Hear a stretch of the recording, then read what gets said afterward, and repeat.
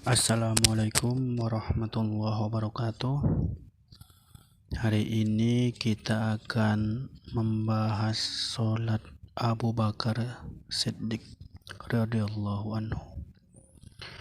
Mujahid radhiyallahu anhu ketika menceritakan sholatnya Abu Bakar radhiyallahu anhu dan Abdullah bin Jubair radhiyallahu anhu berkata, mereka berdiri tegak tanpa bergerak seperti batang kayu yang tertancap ke bumi. Para ulama menulis bahwa Abdullah bin Jubair radhiyallahu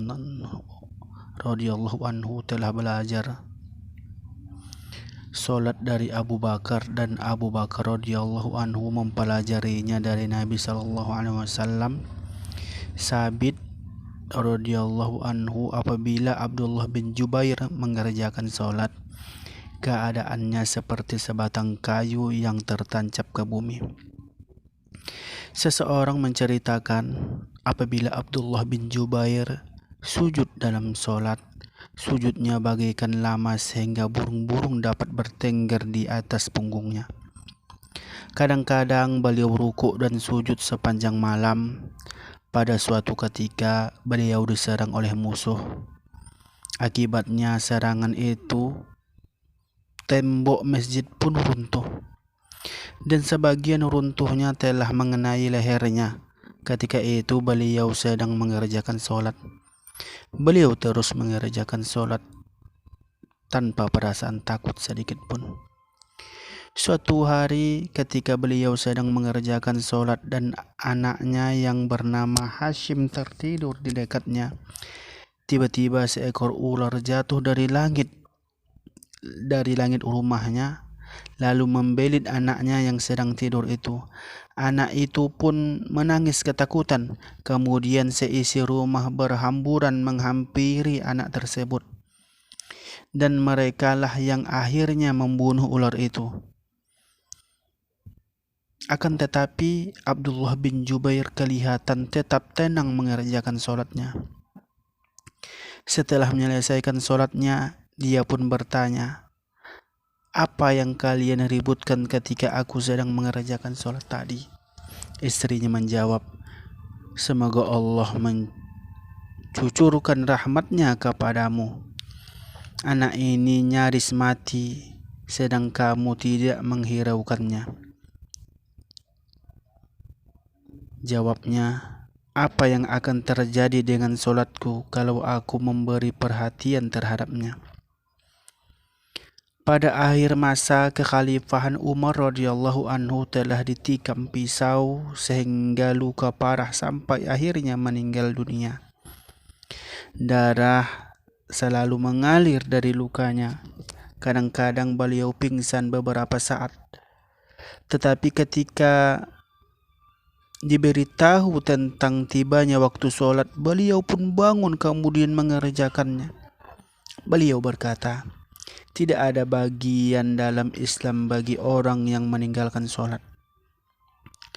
Utsman radhiyallahu anhu selalu sholat sepanjang malam dan menghatamkan seluruh Al-Quran dalam satu rakaat sholat. Apabila tiba waktu sholat, badan Ali radhiyallahu anhu akan bergetar dan wajahnya menjadi pucat. Ketika ditanya tentang sebab-sebabnya, beliau menjawab, "Telah tiba waktunya untuk menunaikan amanat yang telah diberikan Allah Subhanahu wa ta'ala kepada langit, bumi dan bukit. Tetapi mereka semua menolak, sedangkan saya berdiri untuk menunaikannya." Seseorang bertanya kepada Khalifah bin Ayyub radhiyallahu anhu, "Apakah lalat mengganggumu ketika sedang mendirikan sholat?" Ia menjawab, "Seorang penjahatnya pun dapat bertahan dan bersabar serta tidak bergerak ketika menghadapi pukulan aparat keamanan semata-mata untuk menunjukkan bahwa ia orang yang kuat. Begitu pula aku.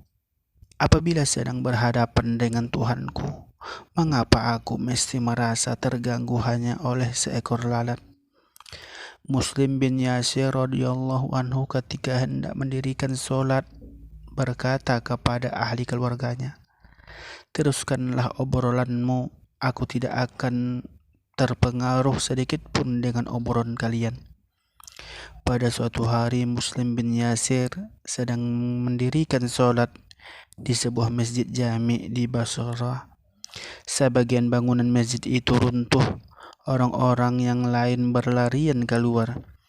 Tetapi beliau tetap mengerjakan sholatnya seakan-akan tidak mendengar apa-apa. Seseorang bertanya kepada Hatim Asyam radhiyallahu anhu tentang bagaimana cara ini mengerjakan sholatnya. Dia menjawab, "Apabila tiba waktu sholat, aku berwudu lalu berjalan ke tempat aku hendak mengerjakan sholat. Aku duduk di situ hingga seluruh bagian badan merasa tenang. Kemudian aku berdiri untuk mengerjakan sholat.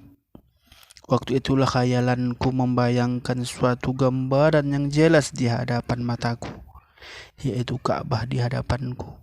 Kakiku di titian sirat dengan surga di sebelah kananku dan neraka di sebelah kiriku, serta Israel di belakangku. Aku merasa seolah-olah inilah sholatku yang terakhir.